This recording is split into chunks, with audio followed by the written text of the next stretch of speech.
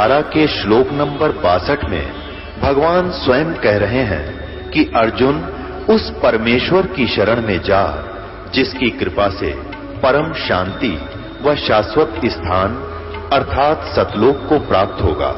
वो परमेश्वर कौन है, कहां है, कैसा है, जानने के लिए कृपया अवश्य सुनिए जगत गुरु तत्वदर्शी संत रामपाल जी महाराज के अमृत वचन।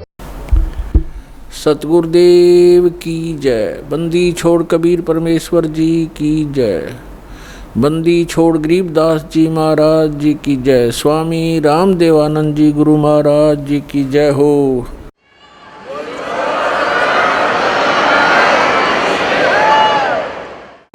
गरीब नमो नमो सतपुरुष को नमस्कार। गुरु के नहीं सुर नर मुनि जन साधुआं संतों सर्वस दी नहीं। सतगुरु साहेब संत सब डंडो तम प्रणाम। आगे पीछे मध्य हुए तिनको जा कुर्बान। नराकार निर्विषम काल जाल भयभंजनम निर्लेपम निज निर्गुणम अकल अनुवेशंदनम। सोहम सुरति समापतम सकल समान निर्तलय उज्ज्वल हिरंबर हरदमम बेपरवा अथा है वार पार नहीं मध्यतम। ग्रीब जो सुमर सिद्ध होई गणनायक गलता ना करो अनुग्रह सोई पारस पद परवाना। आदि गणेश मनाऊं गणनायक देवन देवा चरण कमल लो लाऊं आद्यंत करूं सेवा। परम शक्ति संगीतम हृदय सिद्धिदाता सोई अवगत गुण अतीतम सत्य पुरुष निर्मोही। जगदम्बा जगदीशम मंगल रूप मुरारी तन मन अर्पों शेषम भक्ति मुक्ति भंडारी। सुर नर मुनि जन ध्यावे ब्रह्मा विष्णु महेशा शेष शेष मुख गावे पूज्य आदि गणेशा। इंद्र कुबेर सरीखा वरुण धर्म राय ध्यावे समर्थ जीवन जी का मन इच्छा फल पावे। 33 कोटि आधारा जावे शेष 88 उतरे भव जल पारा कट है यम की फांसी। 33 कोटि आधारा जावे शेष 88 उतरे भव जल पारा कट है यम की फांसी। कर जोरू विनती करूं धरूं चरण पर शीश। गुरु जी राम देवानंद जी महाराज ने दियो नाम बख्शीश। कोटि कोटि सिजदा करूं कोटि कोटि प्रणाम। चरण कमल में राखियो मैं बंदी जाम गुलाम। कुत्ता हूँ गुरुदेव का रामपाल दास का नाम। गले प्रेम की जेवड़ी जाखे चौहाँ जाऊं मैं। तो करो तो बावड़ू दूर दूर करो तो जाऊं। जो राखो त्यों ही रहूं जो देवो सो खाऊं। जय इब के सतगुरु मिले सब दुख आँखों रोए। चरणों ऊपर शीश धरूं कहूँ जो कहीं हो। कबीर साईं मिलेंगे पूछेंगे कुशलात। आदि अंत की सब कहूँ अपने दिल की बात। गुरु जी तुम ना भूलियो चाहे लाख लोग मिल जाएं। हम जैसे तुमको बहुत हैं, तुम जैसे हमको नहीं। राम नाम रटते रहो जब तक घट में प्राण, कभू तो दीन दयाल के भनक पड़ेगी कौन। परमपिता परमात्मा पूर्ण ब्रह्म सारी सृष्टि के रचनहार कुल मालिक कबीर जी की असीम रजा से आप सभी पुण्यात्माएं सत्संग सुनने के लिए उपस्थित हुए। सौभाग्य आपका, आप जी सतलोक आश्रम बरवाला जिला हिसार हरियाणा के अंदर आप उपस्थित हुए। कोटि कोटि जन्मों के शुभ संस्कार जिस पुण्य आत्मा के उदय होते हैं, वही पुण्यकर्मी प्राणी सतलोक आश्रम बरवाला जिला हिसार से जुड़ते हैं। उन पुण्यात्माओं के पूर्व संस्कारों की गिनती नहीं हो सकती। परमेश्वर कबीर जी हम सभी आत्माओं को यथार्थ ज्ञान कराने के लिए आते हैं, और वो ज्ञान वो अपने मुख कमल से स्वयं बोलते हैं। उसको श्रीमद् भगवत गीता अध्याय नंबर 4 के श्लोक नंबर 32 में कहा है कि सच्चिदानंद घन ब्रह्म की वाणी में ब्रह्मण मुखे, ब्रह्मण मुखे का अर्थ है सच्चिदानंद घन ब्रह्म की वाणी में धार्मिक अनुष्ठानों की जानकारी विस्तार से कही गई है। और उस अमर वाणी को, तत्व ज्ञान को जानने के पश्चात प्राणी पूर्ण रूप से मोक्ष प्राप्ति कर लेता है। चौथे अध्याय के 34वें श्लोक में बताया है कि उस तत्व ज्ञान को जो सच्चिदानंद घन ब्रह्म अर्थात परम अक्षर ब्रह्म पूर्ण परमात्मा सत्य पुरुष स्वयं आकर के अपने मुख कमल से जो ज्ञान देता है, वो तत्व ज्ञान है। उस तत्व ज्ञान को तू तत्वदर्शी संतों के पास जाकर समझ, उनको दंडवत प्रणाम करने से और निष्कपट भाव से सरलता से प्रसन्न करने से वो तत्वदर्शी संत तुझे उस तत्व ज्ञान का उपदेश करेंगे। इससे एक बात तो ये सिद्ध हो गई है कि गीता ज्ञानदाता ये सच्चिदानंद घन ब्रह्म नहीं है, ये परम अक्षर ब्रह्म नहीं है, ये कंप्लीट गॉड नहीं है। और दूसरी बात ये सिद्ध हो गई है कि गीता जी का ज्ञान इनकम्प्लीट है, ये कंप्लीट नहीं है। क्योंकि गीता ज्ञानदाता स्वयं कहता है कि कोई तत्व ज्ञान है और वो गीता से हटकर है। यदि गीता के अंदर ही वो ज्ञान होता तो वो बोल देता कि गीता अध्याय नंबर फलाने में आप उस ज्ञान को पढ़ो, वो तत्व ज्ञान है। उसने स्पष्ट किया गीता ज्ञानदाता ने कि कोई और ज्ञान है जो गीता का ज्ञान मैं दे रहा हूँ उसे हटकर है, और वो कंप्लीट ज्ञान है, कंप्लीट स्पिरिचुअल नॉलेज है। और तीसरा कंसेप्ट ये क्लियर हो गया कि गीता ज्ञानदाता भी उस तत्व ज्ञान से परिचित नहीं है। इसलिए उसने तत्वदर्शी संतों के पास जाकर तत्व ज्ञान को समझने के लिए अर्जुन को कहा है।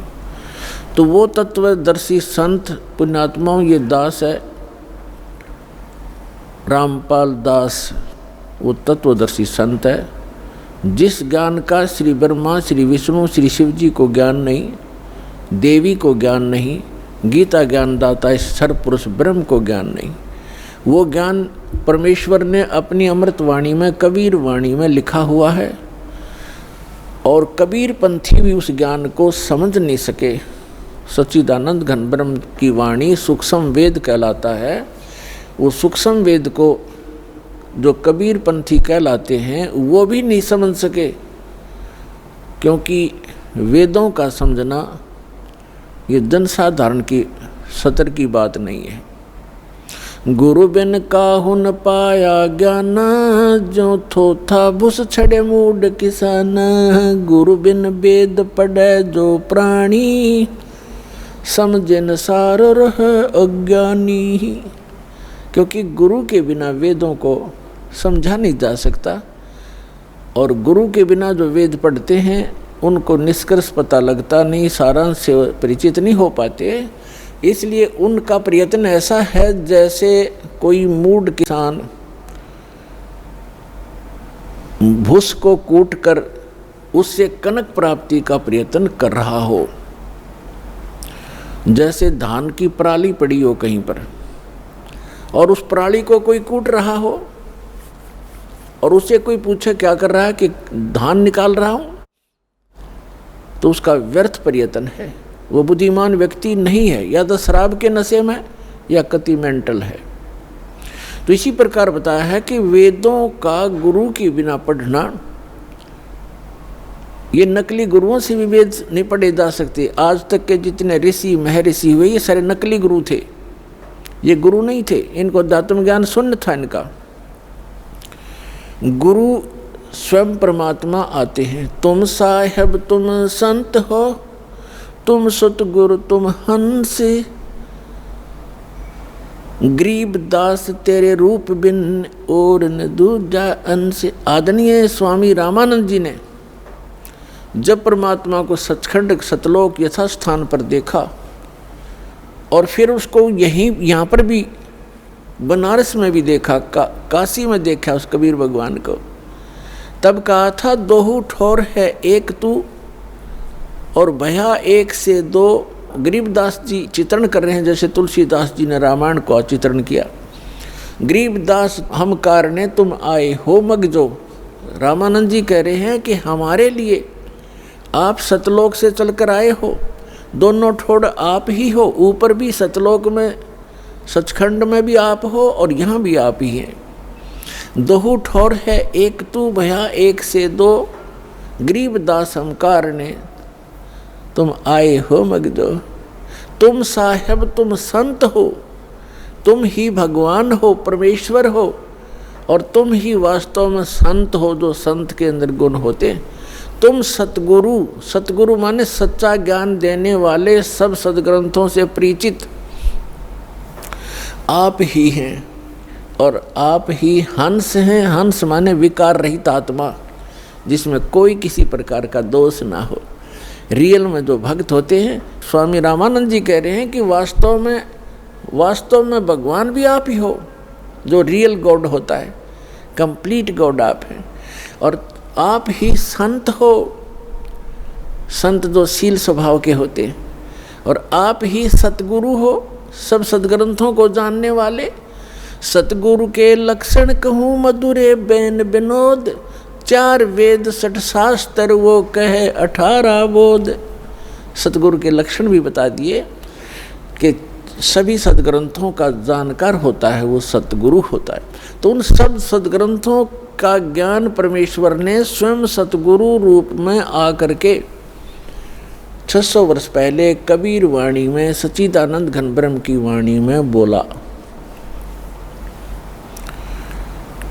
तो यहाँ बताया है कि वो परमात्मा स्वयं आकर ही अपना ज्ञान बताते हैं, वो वास्तव में गुरु होते हैं, और उनके द्वारा बोली गई अमृतवाणी लिपिबद्ध की जाती है। वो सूक्ष्म वेद है, सच्चिदानंद घन ब्रह्म की वाणी है, वो कबीर वाणी है। उस सूक्ष्म वेद को कबीरपंथी नहीं समझ सके।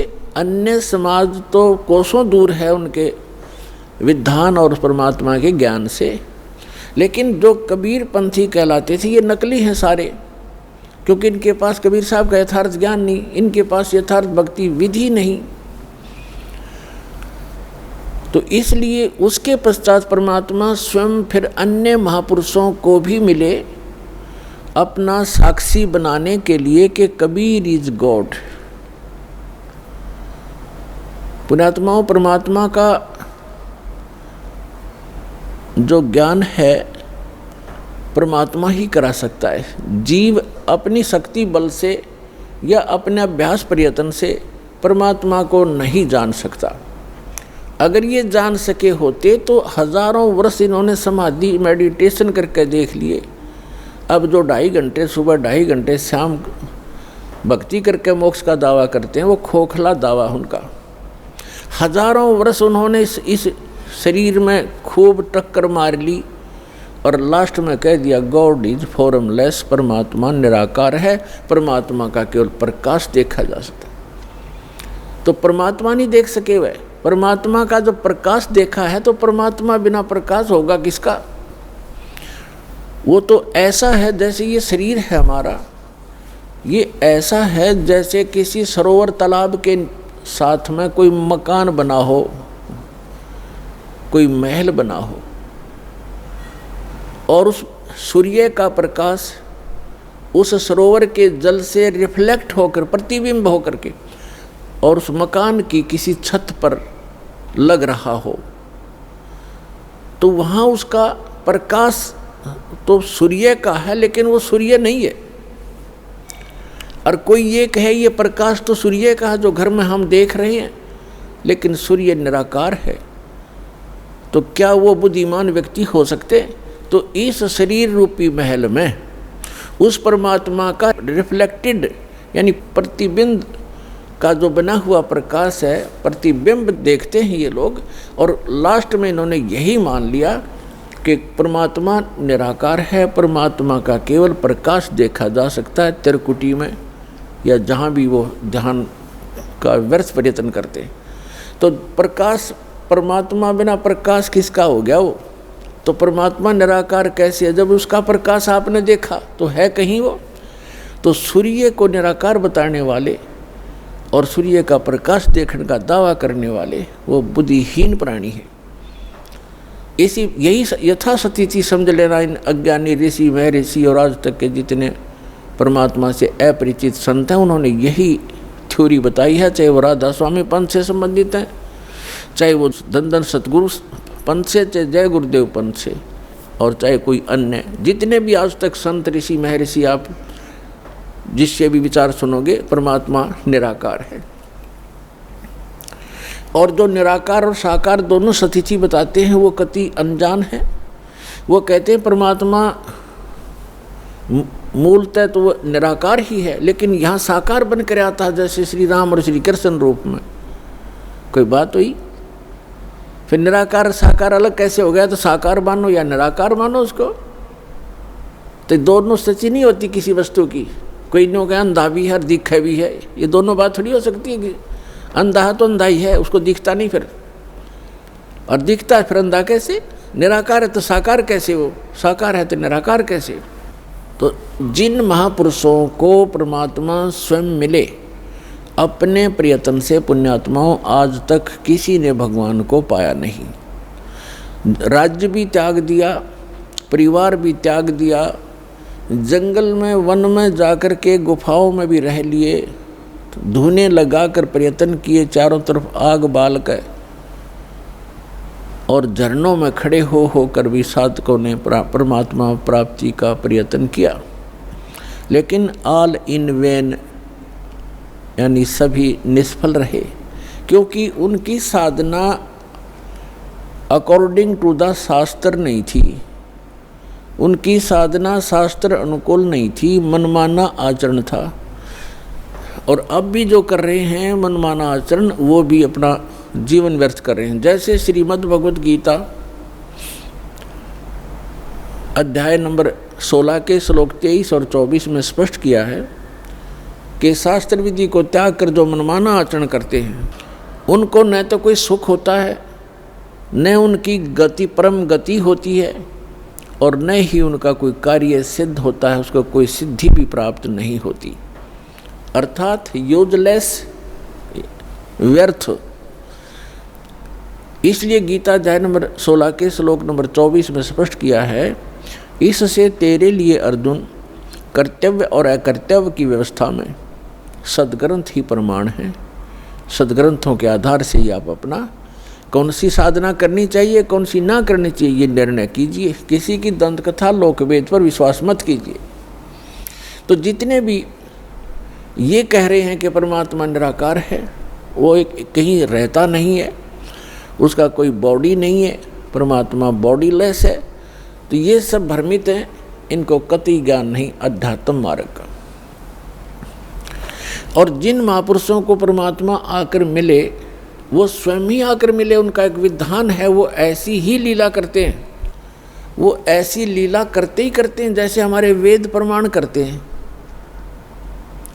ऋग्वेद मंडल नंबर 9 सूक्त 86 मंत्र 26 और 27 में, ऋग्वेद मंडल नंबर 9 सूक्त 82 मंत्र 1, 2, 3 में, ऋग्वेद मंडल नंबर 9 सूक्त 54 मंत्र 3 में, ऋग्वेद मंडल नंबर 9 और सूक्त 94 के मंत्र 1 में, ऋग्वेद मंडल नंबर 9 सूक्त 95 के मंत्र नंबर 2 में, ऋग्वेद मंडल नंबर 9 सूक्त 96 के 96 के मंत्र 16 से लेकर 20 में, ऋग्वेद मंडल नंबर 9 सूक्त 20 मंत्र 1 में, ऋग्वेद मंडल नंबर 9 सूक्त 20 के मंत्र 1 में, ऋग्वेद मंडल नंबर 9 सूक्त 1 मंत्र 8 और 9 में। और भी अनेक स्थानों पर यह प्रत्यक्ष प्रमाण है कि परमात्मा ऊपर रहता है सतलोक में, तेजो में, लोक में, धाम में। वो एक पृथ्वी है जो स्वप्रकाशित है, वहाँ परमात्मा एक राजा के समान विराजमान है, सिंहासन पर यानी तख्त पर, सिंहासन पर कहो तख्त कहो, जैसे कहते थे ना दिल्ली के तख्त पर बाबर का राज जितने वर्ष तक रहा, तख्त माने सिंहासन गद्दी। तो अनंत कोट ब्रह्मांड के कंट्रोलर के सिंहासन यानी तख्त पर वो परमात्मा राजा के समान विराजमान है, और वहाँ से गति करके आते हैं, अच्छी आत्माओं को मिलते हैं और उनको यथार्थ ज्ञान कराते हैं, अपने से परिचित कराते हैं। वो लीला कबीर परमात्मा ने, अल्लाहु अकबर ने, सच्चिदानंद घन ब्रह्म ने की है, जो काशी में 120 वर्ष तक जुलाहे की लीला करके सहस्री राय थे, सहस्री चले गए। अपने गुणों के अनुसार वो परमात्मा किन किन महापुरुषों को कलयुग में मिले, जो दास के नोटिस में है, नॉलेज में है। आदरणीय धर्मदास साहिब जी, आदरणीय मुल्कदास साहिब जी, आदरणीय दादू साहिब जी, आदरणीय नानक साहिब जी सिख धर्म के प्रवर्तक, आदरणीय गरीबदास साहिब जी गांव छुडानी जिला ददर हरियाणा वाले, आदरणीय गीसा दास जी गांव खेखड़ा जिला मेरठ उत्तर प्रदेश वाले, आदरणीय स्वामी रामानंद जी बनारस वाले, काशी वाले। इन महापुरुषों को वो परमात्मा अपनी लीला अनुसार, अपने गुणानुसार मिले और इनको सचखंड लेकर गए। धर्मदास जी को जब सचखंड लेकर गए, 3 दिन तक वो अचेत रहे, 3 दिन और 3 रात। ऐसे ही मुल्कदास जी को लेकर गए, वो भी 3 दिन तक अचेत रहे। ऐसे ही नानक जी को लेकर गए, सिख धर्म के प्रवर्तक को, 3 दिन तक वो लापता रहे। उनका शरीर कहीं जंगल में रख दिया, उनकी आत्मा को लेकर परमात्मा सचखंड गए। तीसरे दिन उनको वापस छोड़ा। वहाँ के उपस्थित व्यक्तियों ने सोच लिया था कि ये बेई नदी के अंदर जल में डूब गए हैं नानक जी, क्योंकि डुबकी लगाकर पानी से बाहर नहीं आए थे, स्नान करने के लिए डुबकी लगाई थी, वहाँ से अंतर्ध्यान हो गए थे। इसी प्रकार आदरणीय दादू साहिब जी को परमात्मा लेकर गए थे, 3 दिन तक वो भी अचेत रहे थे, 3 दिन 3 रात। और तीसरे दिन फिर आकर के परमात्मा ने उनकी आत्मा वापस डाल दी थी, वो सचेत हो गए थे। उसके बाद आदरणीय गरीबदास साहिब जी को भी परमात्मा दिन के 10 बजे मिले थे, खेतों में, जंगल में गौ चरा रहे थे वहाँ पर, तो वहाँ से लेकर गए थे और उनको उसी दिन शाम को देर रात तक वापस छोड़ दिया था। उनको मृत जान करके चिता पर रख दिया गया था। चिता प्रज्वलित करने से पहले ही परमात्मा ने उनकी आत्मा को प्रवेश कर दिया बॉडी में और एकदम वो खड़े हो गए। इसी प्रकार आदरणीय गीसा दास साहिब जी भी 3 दिन और 3 रात तक ऐसे ही अचेत रहे थे और तीसरे दिन परमात्मा ने उनकी आत्मा को छोड़ा था। तो इसी प्रकार रामानंद जी भी कुछ घंटों तक ही परमात्मा के साथ ऊपर रहे थे, 5-6 घंटा, और फिर उनकी आत्मा को जो वापस छोड़ा तो वो परमात्मा के गवाह बने, साक्षी बने। तो पुण्यात्माओं, उनमें से आदरणीय गरीबदास साहिब जी गांव छुडानी, जिला झज्जर वाले, इनको परमेश्वर ने अपना यथार्थ ज्ञान पुनः दिया। वैसे तो अन्य महापुरुषों को भी बताया, लेकिन उस समय की वाणी जो है बीच में थोड़ी बहुत कोई रह जानी थी, इधर उधर पूरी संग्रहित नहीं हो पानी थी। तो गरीबदास जी के रूप में परमात्मा ने उस प्यारी आत्मा के माध्यम से अपना कंप्लीट ज्ञान दिया। और एक गोपाल दास नाम के एक दादूपंथी संत ने वो लिखी और गरीबदास जी बोला करते थे। ऐसे ही धर्मदास साहिब जी ने लिखी थी, परमेश्वर कबीर जी बोला करते थे। लेकिन इतने समय गुजर जाने के बाद उसमें मिलावट हो जाना स्वाभाविक था, इसलिए परमात्मा ने आदरणीय गरीबदास साहिब जी के द्वारा अपना यथार्थ ज्ञान पुनः प्रकट करवाया। और इसका प्रमाण उन्होंने पहले ही बोला था कि 12वां पंथ गरीबदास पंथ होगा और गरीबदास जी के माध्यम से मेरी वाणी पुनः प्रकट होगी, प्रकाश होगा। तो गरीबदास जी ने बताया है, हम सुल्तानी नानक तारे दादू को उपदेश दिया, जात जुलाहा भेद न पाया, यो काशी महे कबीर हुआ। गरीबदास साहिब जी कह रहे हैं कि हम इंक्लूडिंग मी यानी गरीबदास सहित नानक जी को, अब्राहिम सुल्तान अधम को और दादू जी को, गरीबदास साहिब जी कह रहे हम सब को पार किया। किसने? परमात्मा कबीर जी ने। और कौन है वो कबीर जी? जो धानक रूप में, जुलाहे रूप में काशी में 120 वर्ष तक रहे थे। वो परम अक्षर ब्रह्म, वो सत्य पुरुष, वो अकाल मूर्त हैं, वो शब्द स्वरूपी राम है। हम सुल्तानी नानक तारे दादू को उपदेश दिया, जात जुलाहा भेद न पाया, वो काशी महे कबीर हुआ। अनंत कोटि ब्रह्मांड का एक रति नहीं भारे, सतगुरु पुरुष कबीर हैं कुल के सिरजनहार। आदरणीय नानक साहिब जी ने कहा, जो गुरु ग्रंथ साहिब के प्रश्न नंबर 24 पर अंकित है वाणी कि एक सवान दुई सवानी नाल भलके भोकाई सदा ब्यार, कूड़ छुड़ा जूठा मरदार, ये धानक रूप रहा करतार। तेरा एक नाम तारे संसार में, ए हो आस ए है आधार, और धानक रूप रहा करतार। फाई सूरत मलुकी वेश, ए ठगवाड़ा ठगी देश, खरा सियाणा भोता भारी, धानक रूप रहा करतार। परमात्मा सचखंड में लेकर गए आदरणीय नानक साहिब जी को। फिर परमेश्वर ने उनको बेई नदी के किनारे वापस छोड़ दिया सशरीर।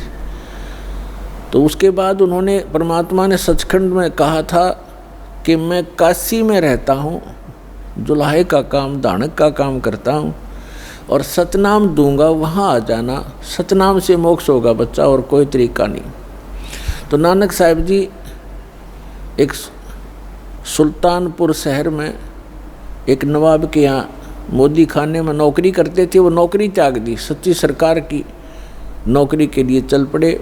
बनारस में पहुँचे, जब देखा जो सचखंड में देखी थी जो सूरत, और वो देखा वहाँ एक जुलाहे के रूप में कपड़ा बुनते हुए, तब कहा था फाई सूरत मुल्क की वेश, ए ठगवाड़ा ठगी देश, खरा सियाणा बहुता बार, ये धानक रूप रहा करता रहा। कहा था ये बोली आत्माओं, देखो ये लोगों आओ, ये अपने आप को छुपाए बैठा है, ये ठग है, ये ठगवाड़ा है। प्यार में रो रो कर कह रहे थे, ये बैठा धानक रूप रहा करता और धानक रूप रहा करता। इसी प्रकार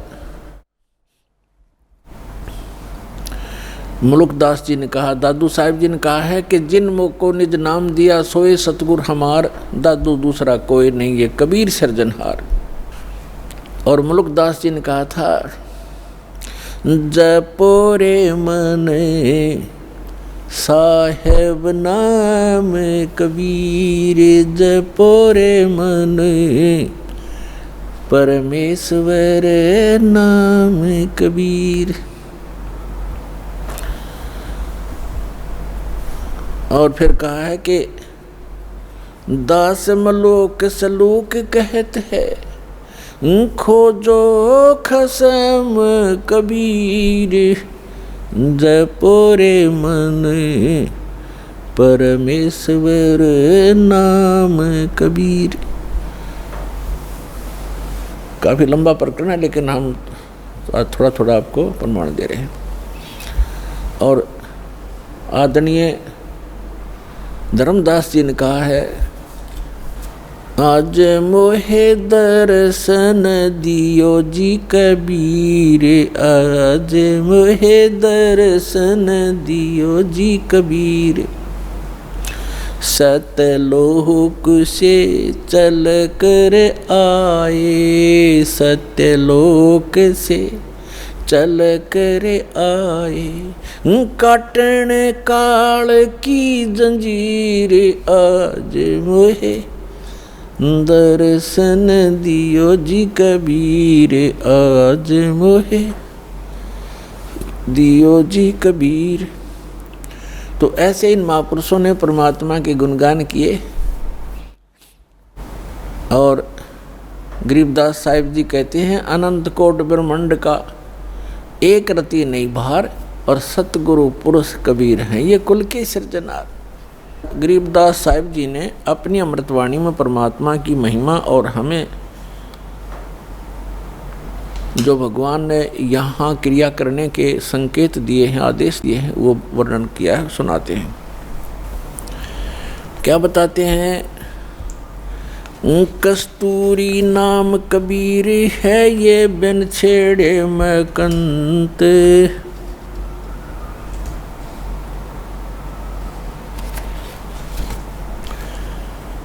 आद अंत की कहते हूँ पटतर कोई न संत। गरीबदास जी कह रहे हैं कि कस्तूरी नाम कबीर है बिन छेड़े महकंत, और आद अंत की कहते हूँ पटतर कोई न संत। कि जैसे कस्तूरी को चाहे कोई छुओ या ना छुओ, उसमें से प्रॉपर महक आती ही रहती है अपने आप ही।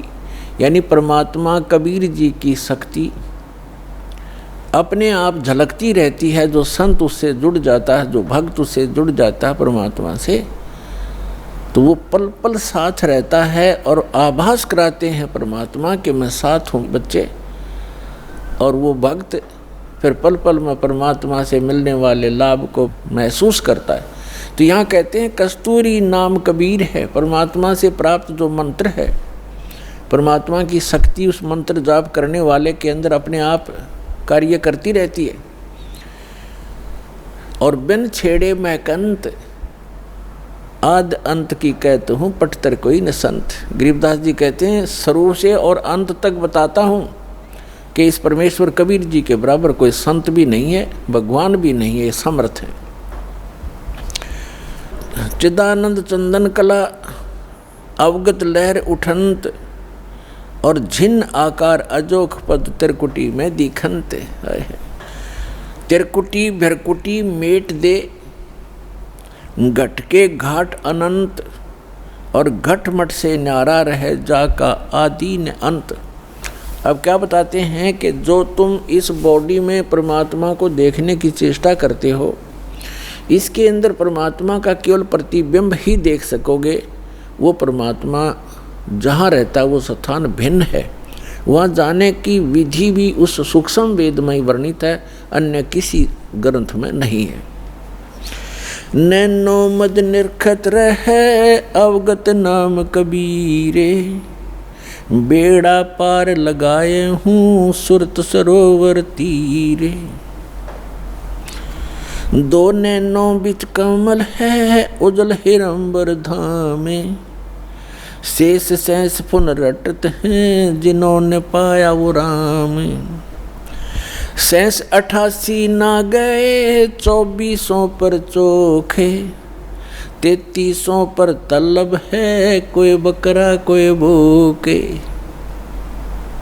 शेष 88 ना गए 2400 पर चोखे, 3300 पर तलब है कोई बकरा कोई भूखे।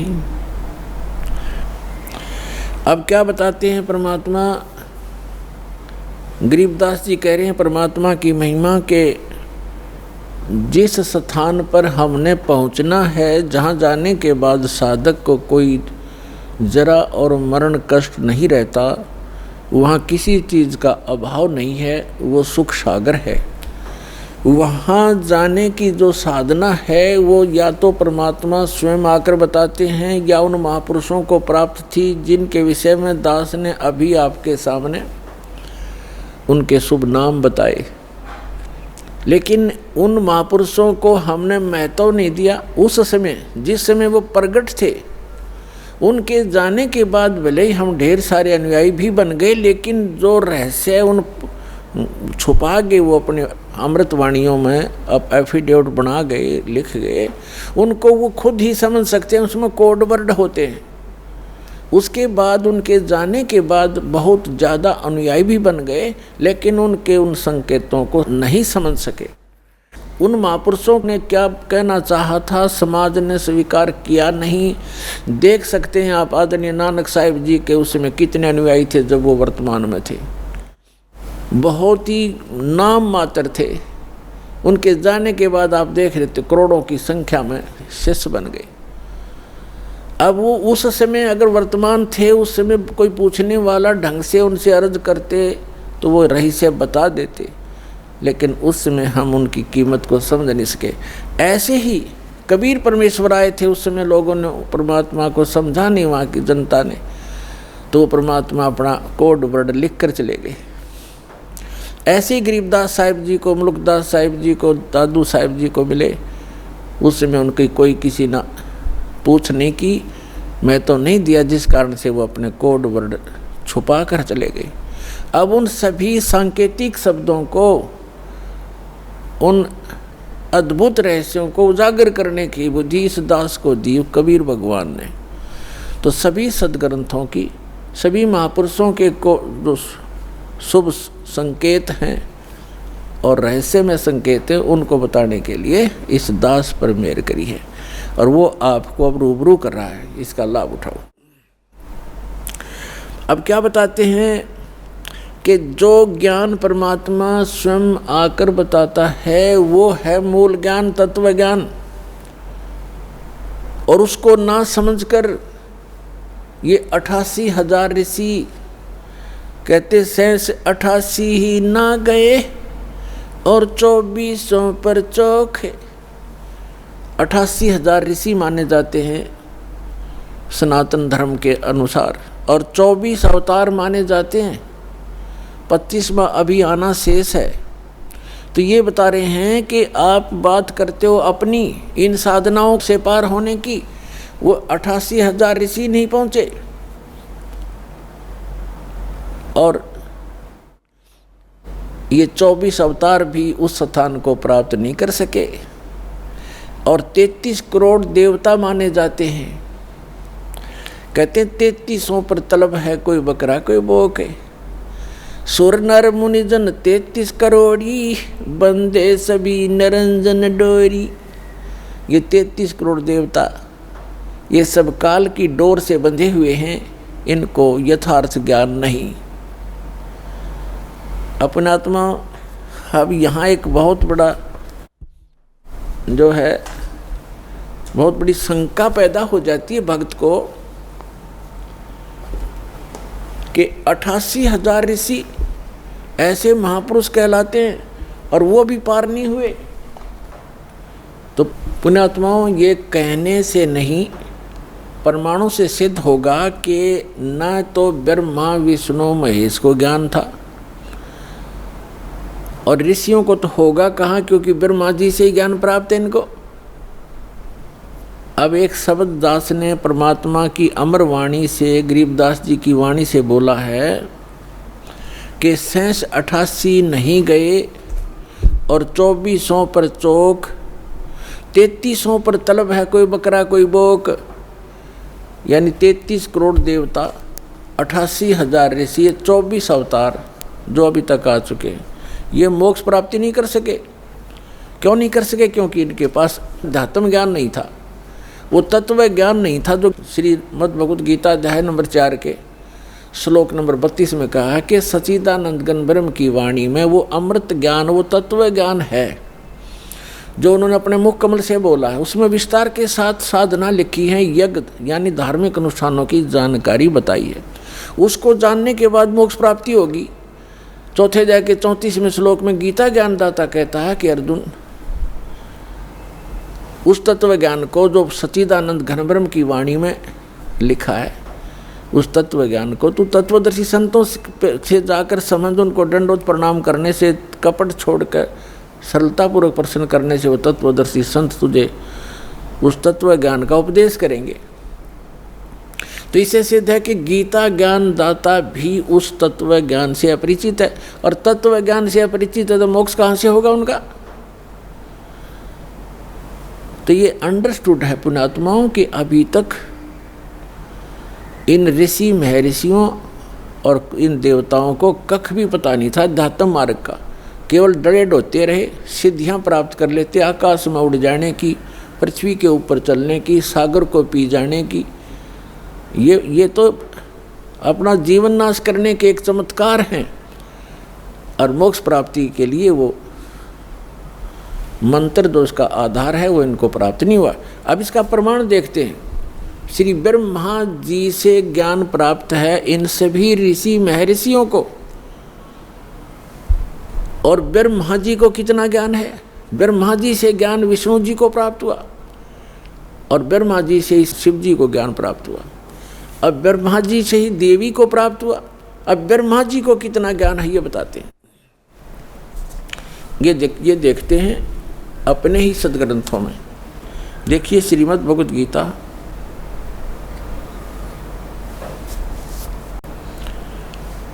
और ये सचित्र मोटा टाइप, ये यहाँ से प्रकाशित है। इसके कौन है संपादक? हनुमान प्रसाद पोदार चिमनलाल गोस्वामी, और ये गीता प्रेस गोरखपुर से प्रकाशित है।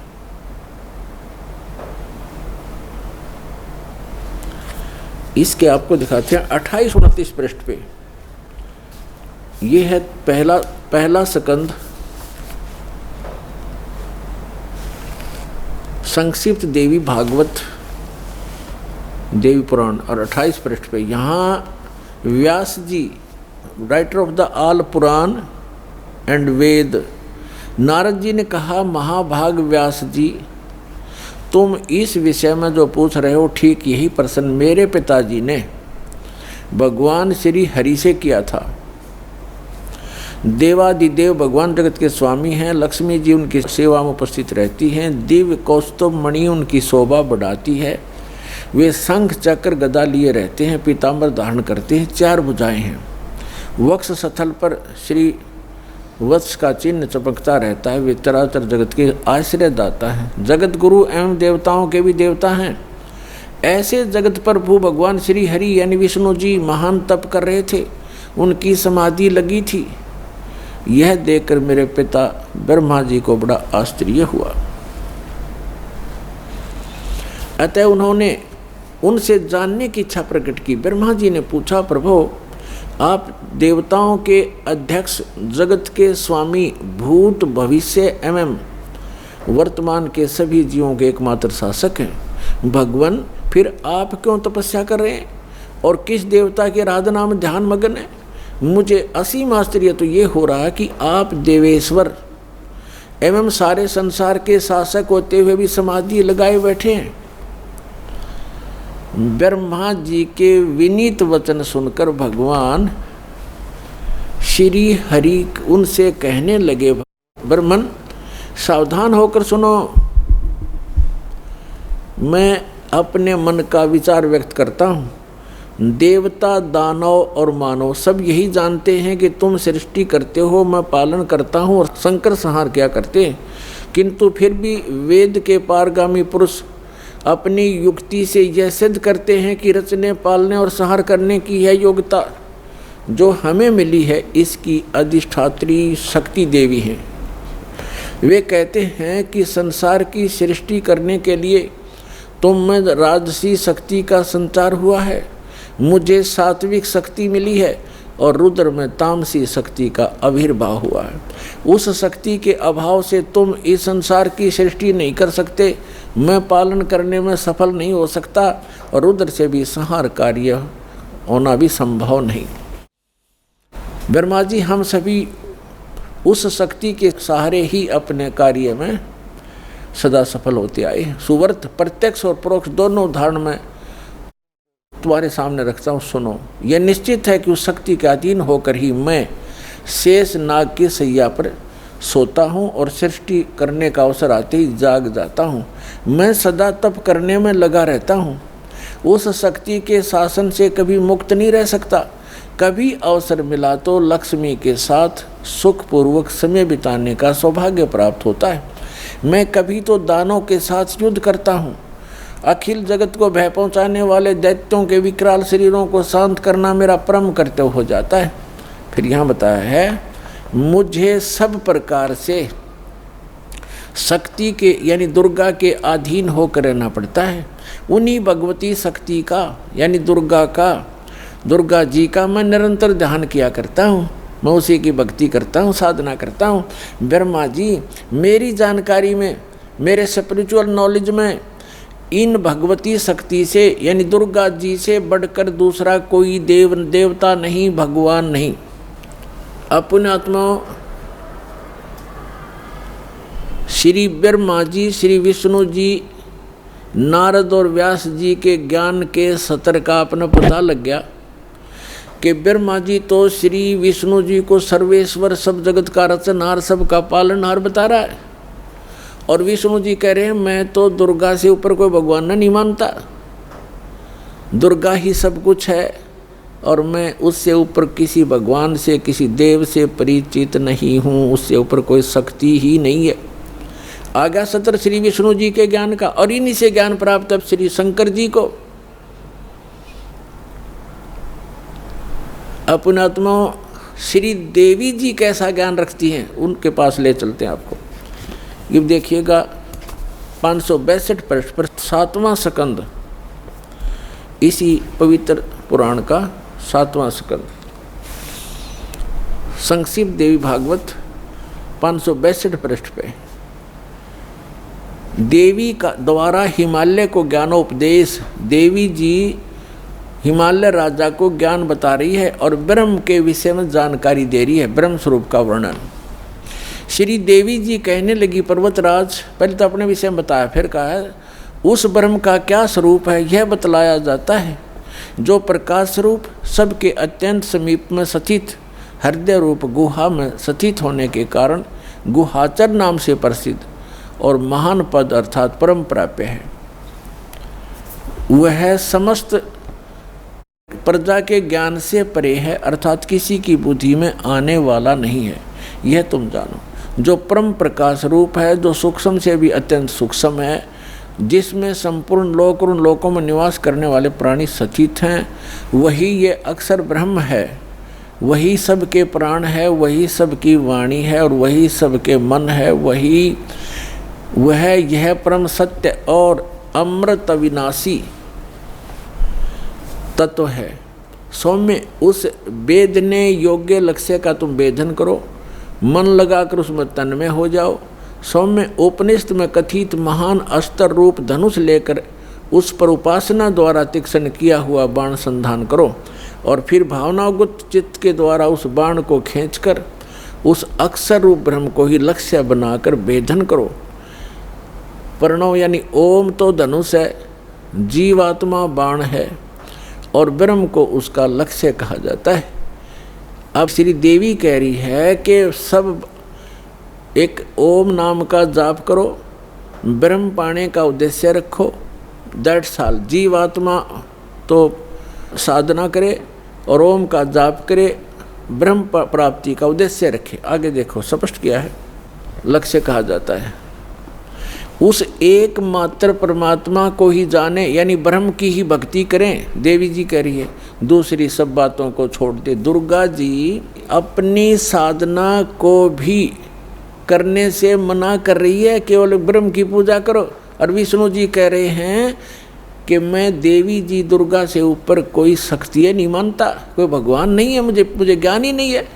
तो ये पार खाक होंगे जिनको हम एक समर्थ शक्ति और भगवान मान के पूजा करते थे, वो खुद कहते हैं हम अब दुर्गा से ऊपर कोई भगवान नहीं जानता, इससे ऊपर कोई शक्ति नहीं। और दुर्गा कह रही है कि ब्रह्म की पूजा करो और सब बातें छोड़ दो, मेरी पूजा भी छोड़ दो। तो क्या ज्ञान था विष्णु जी को और क्या ज्ञान था ब्रह्मा जी को? और शंकर जी भी उन्हीं से ज्ञान प्राप्त है। तो इनसे पता चलेगा, जो दास शब्द बोल रहा है और इस परमात्मा ने अपनी वाणी में लिखा है कि 88 नहीं गए और 2400 पर चौक और 3300 पर तलब है, कोई बकरा कोई बोक है। सुर नर मुनिजन 33 करोड़ी सुर देवता, और ये 33 करोड़ मुनिजन सब 33 करोड़ देवता ये काल के बंधे हुए हैं, इनको ऊपर का ज्ञान नहीं है। यहीं इसी की सत्य असत साधना जो इनके सत्र की उसको कर करके अपना जीवन यहीं व्यतीत कर रहे हैं। अब दुर्गा जी क्या बता रही है? उस एकमात्र परमात्मा को ही जाने, दूसरी सब बातों को छोड़ दे। यही अमृत रूप परमात्मा के पास पहुंचाने वाला पुल है। संसार समुद्र से पार होकर अमृत स्वरूप परमात्मा को प्राप्त कराने का यही सुलभ साधन है। जिस प्रकार रथ यहाँ आते हैं, इस आत्मा का ओम के जप के साथ ध्यान करो ब्रह्म का, और इससे अज्ञान में अंधकार से सर्वथा परे और संसार समुद्र से उस पार जो ब्रह्म है उसको पा जाओगे। ओम का जाप करो, ब्रह्म पाने का उद्देश्य रखो, उस ब्रह्म को पा जाओगे, तुम्हारा कल्याण हो। और वो कहाँ रहता है ब्रह्म? यह सबका आत्मा ब्रह्म लोक रूप दिव्य आकाश में स्थित है।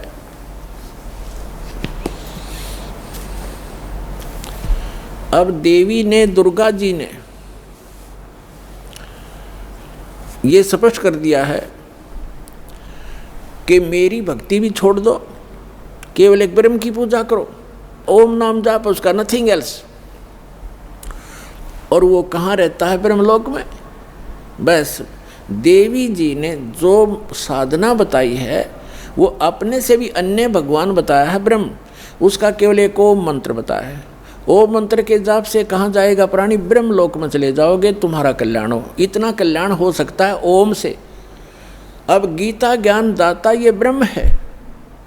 गीता अध्याय नंबर 8 के श्लोक नंबर 13 में गीता ज्ञान दाता कहता है ओम इति एकाक्षरम ब्रह्म व्यवहारण मामनुसमरण ये प्रयाति तजन देहम सयाति परमाम गतिम।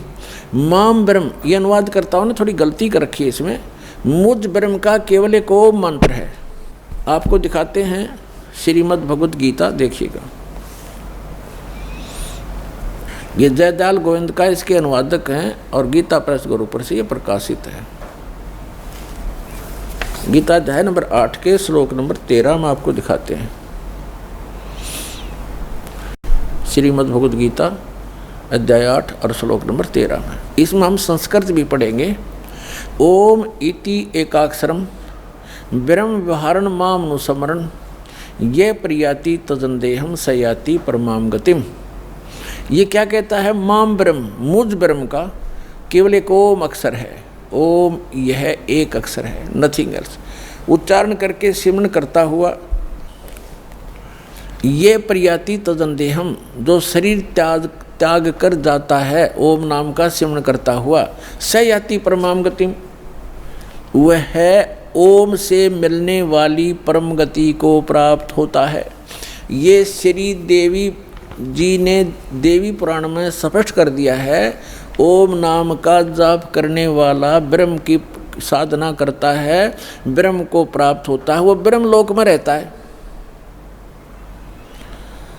अब श्रीमद् भगवद गीता अध्याय नंबर 8 के श्लोक नंबर 16 में कहा है कि ब्रह्मलोक में गए हुए साधक भी फिर लौटकर पुनरावर्ती आते हैं, उनकी जन्म मृत्यु होती है, वो मोक्ष प्राप्त नहीं कर सकते, पूर्ण मोक्ष प्राप्ति नहीं कर सकते। देखिएगा श्रीमद् भगवद गीता अध्याय नंबर 8 के और श्लोक नंबर 16 में, हे अर्जुन, ब्रह्मलोक पर्यंत सब लोग पुनरावर्ती में हैं। यहाँ देखना, इन स्टार लगा रखे है, इस पर स्टार यहाँ है, अर्थात जिनको प्राप्त होकर यानी ब्रह्मलोक में जाकर पीछे संसार में आना पड़े, ऐसे पुनरावर्ती कही गई है। ब्रह्मलोक पर्यंत यानी ब्रह्मलोक तक जितने भी लोक हैं, उनमें गए हुए प्राणी वहाँ जाकर वापस आते हैं।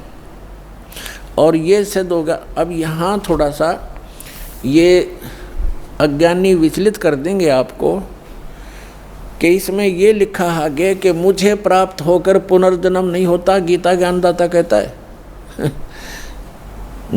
यहाँ ये अनुवाद गलत किया इन्होंने, देखिएगा, क्योंकि ये कंसेप्ट क्लियर करना पड़ेगा। अब गीता अध्याय नंबर 8 का श्लोक 16 पढ़ रहे हैं हम। हे अर्जुन, ब्रह्मलोक पर्यंत सब लोग पुनरावर्ती में हैं। पुनरावर्ती माने वहाँ जिनको प्राप्त होकर पीछे संसार में आना पड़े, ऐसे लोग हैं ये। परंतु यहाँ लिखा, परंतु हे कुंती पुत्र, मुझको प्राप्त होकर पुनर्जन्म नहीं होता। अब यहाँ अनुवाद गलत किया है, विद्यते का अर्थ लिख दिया होता। विद्य माने एक, देखो विद्य जो विद्यता माने है, विद्य धातु से बना है ये विद्य धातु, विद्य माने जानना होता है। न विद्यते माने जो ये नहीं जानते कि ब्रह्मलोक में गए हुए प्राणी भी पुनरावर्ती में होते हैं, वो मुझे प्राप्त होकर भी पुनर्जन्म को प्राप्त करते रहते हैं। अर्जुन, इसका अर्थ ये बनता है, इन्होंने गलत कर रखा है, इसका अर्थ ये बनता है जो ये नहीं जानते कि ब्रह्मलोक में गए हुए प्राणी भी पुनरावर्ती में हैं, वहाँ गए हुए भी उनका पुनर्जन्म होता ही है, तो वो मुझे प्राप्त होकर भी, मेरी साधना करके भी वो पुनरावर्ती में ही हैं, उनका पुनर्जन्म है। अर्जुन, जो ये नहीं जानते, ये देखो फिर आप समझ में आएगा आपका। ये लिखा है, आ ब्रह्म भुवनाथ लोका पुनरावर्ती ने अर्जुन। यह कहता है कि माम उपेते तु कौनते पुनर्जन्म, मुझे प्राप्त होकर पुनर्जन्म है। न विदते माने जो ये नहीं जानते कि आ ब्रह्म भुवनाथ लोका पुनरावर्ती ने अर्जुन, माम उपेते तु कुंते पुनर्जन्म, मुझे प्राप्त होकर तो अर्जुन पुनर्जन्म ही होता है। जो ये नहीं जानते, जो ये नहीं जानते कि मुझे प्राप्त होकर भी पुनर्जन्म होता है, क्योंकि मैं ब्रह्मलोक में रहता हूँ और ब्रह्मलोक में गए प्राणी पुनरावर्ती में हैं, तो उन साधकों का भी पुनर्जन्म होता है जो ये नहीं जानते कि ब्रह्मलोक में गए हुए प्राणी पुनर्जन्म में आते हैं, मुझे प्राप्त होकर भी वो पुनर्जन्म ही प्राप्त करते। इसका ये अर्थ है सीधा सा।